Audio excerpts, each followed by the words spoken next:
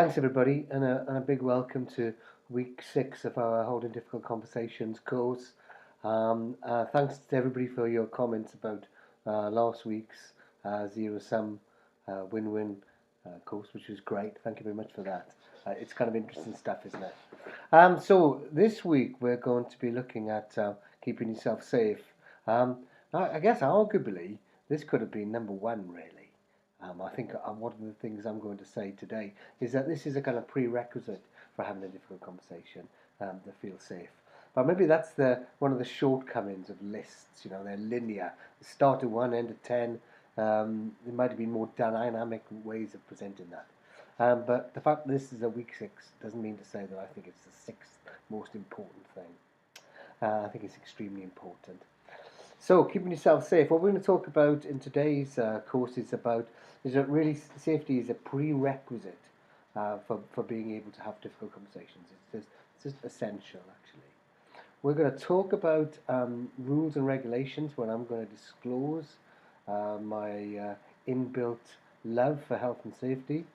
And then we're going to talk about how being good at conversations might in itself be risky. And then we're going to spend a bit of time looking at intuition, and then look at the reflective exercise for this coming week. Okay, so that's it. So let's make a start.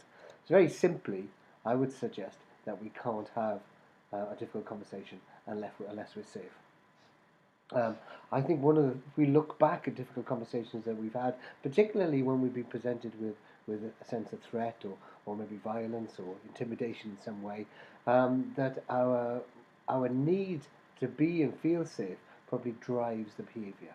You know, I've certainly been in that situation where I've gone to visit somebody with a view to saying something difficult, and I've taken the edge off that difficult message, or maybe I've avoided it at all because I don't feel safe.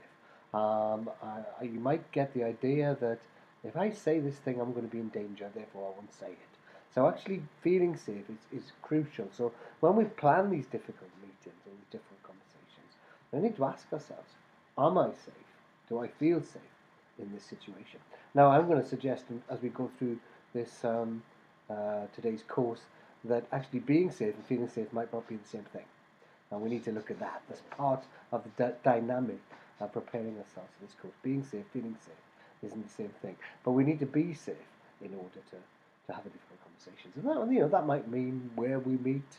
It may mean that there's somebody else with us. There may be a whole range of arrangements that need to take place in order to be safe. And that takes us on to the next point, actually, is that rules and regulations are really important. The health and safety arrangements is really important. Now, I appreciate this is incredibly uncool to say that you like health and safety, but it's extremely important. My first ever job is, when I left school, I worked in an open cast coal site where people were getting injured left, right and centre, losing limbs, losing fingers. On 2 occasions I could think of dying as a result of a rather macho approach to health and safety. The regulations did exist, but people really just didn't adhere to them. They really didn't. In fact, I think it was a very male-dominated environment, and I think being safe was seen as being a bit girly. Now, you may have cultural issues in your workforce whereby what might affect people's response to health and safety, and I think we need to look at those very carefully because I think it's kind of crucial. Bearing in mind that being safe is important to have a difficult conversation. Health and safety regulations are the things that do that. And perhaps we need to look at them. Are they fit for purpose? Are they just things that you stick on your wall and don't adhere to? Are they reviewed? Do you as a team look at them? And I'm going to move on to the next bullet point, which is actually safety habits. They're not an adjunct to the work. They're not in some way just administrative elements or support elements, ancillary elements. They are actually the work. Being able to be safe is crucial to the work, and feeling safe when we're having these conversations is at the centre of it. So it's not a little add-on. It actually is the work itself. So, embrace your health and safety, but make it come alive in a way that works for you. Make it part of your review. Make it part of your team plans or your individual plans. Make it part of your appraisal, whatever. Make it part of the work that you do.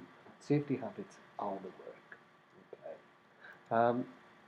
Yeah, something about being is a sort of controversial thing to say, but maybe that being good at having difficult conversations might put us at greater risk. So there we go. It's a tricky thing. As we feel better at having these difficult conversations, there's a danger that we might be placing ourselves at greater risk. There's in the article there's some research about bicycle users, about people who ride bike, cyclists in the city of Bristol. And what they found is that if you wore a helmet, you were more likely to engage in dangerous habits on the road. Initially, this research was done in a kind of studio environment. It wasn't even out in the road. It was with a mock-up video type of thing where people chose different sorts of behaviour. And when people were actually wearing helmets, they chose more dangerous. They took more dangerous choices. So those people felt safe, felt more competent, felt more able, and therefore engaged in behaviour which the researchers call risk compensation. They actually took different risks because they felt safer. And you know, I suppose the other thing that I mentioned was that people who get hurt, people who get stabbed, are people who are wearing knives. People who go. Yeah, that's the most risky behaviour. If you want to get yourself stabbed, go out with a knife. There's something about feeling safe can sometimes make us make strange choices. And the interesting thing, of course, about the cycling research is that one of the things that not just that particular survey has found, but many surveys have found, is that if you're wearing a cycle helmet and you're wearing proper sort of cycling clothes, lycra and all that, people drive closer to you. So there's a notion that therefore, if you are somebody who is seen to be incompetent in that field, people behave differently towards you. So what I think this means, and that doesn't mean to say that we set aside everything we've learned about having difficult conversations.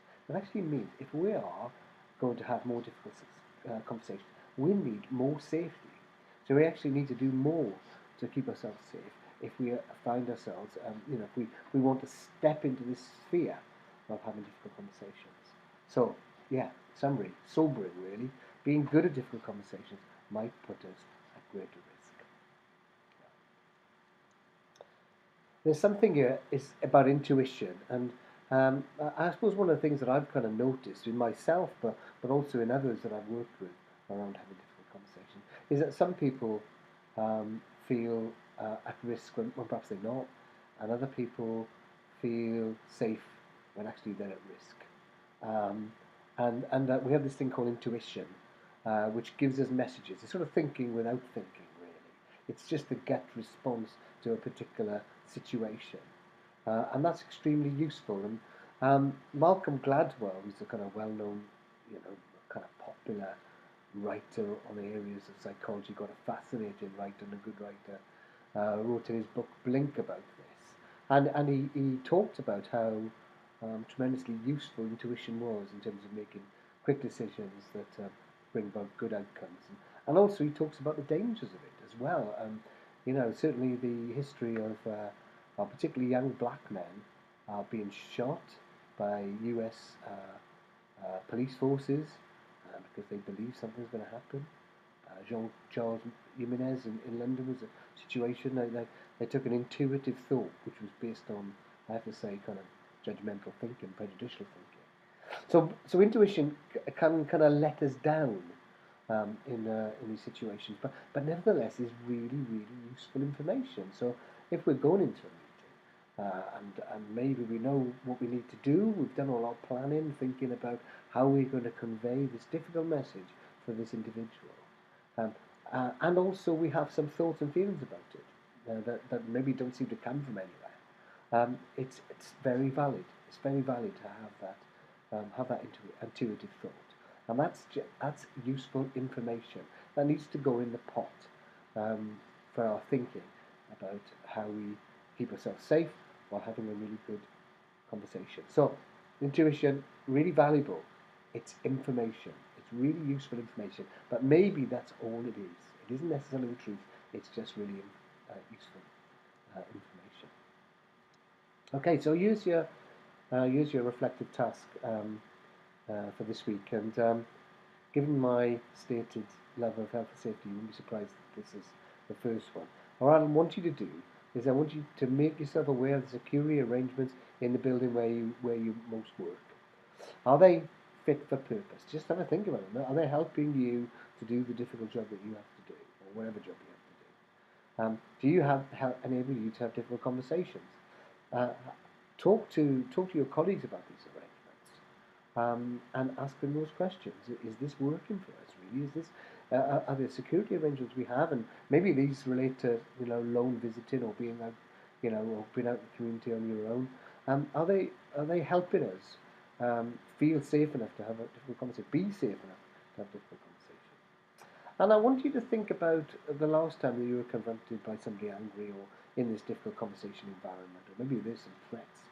And think about what you might say to yourself during the time or afterwards. I think quite often what we say to ourselves about whether or not we should have handled this better, or we should have been tougher, we should have, or whatever, tells us an awful lot about our response to having difficult conversations. And particularly, look out for anything you might have said to yourself that might indicate an overconfident or a casual response to the threat. I mean, it might be, it would have been fine, he wouldn't have done anything, she wouldn't have done anything. Just watch out for that kind of thinking, and just be mindful. It's part of the information that's useful to you as you review your response to having these difficult conversations. So there we go. There's a reflective task for this coming week. Thanks very much for tuning in, as they used to say in Radio 1, to this week's course, and have a good week, and look forward to catching up with you next week. Okay, thanks everybody. Bye.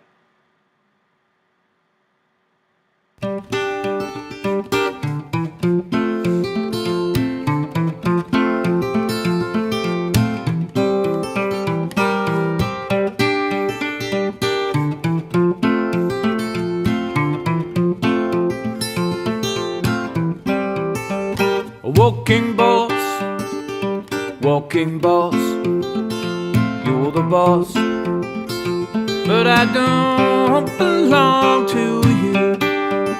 Yes, I belong, I get along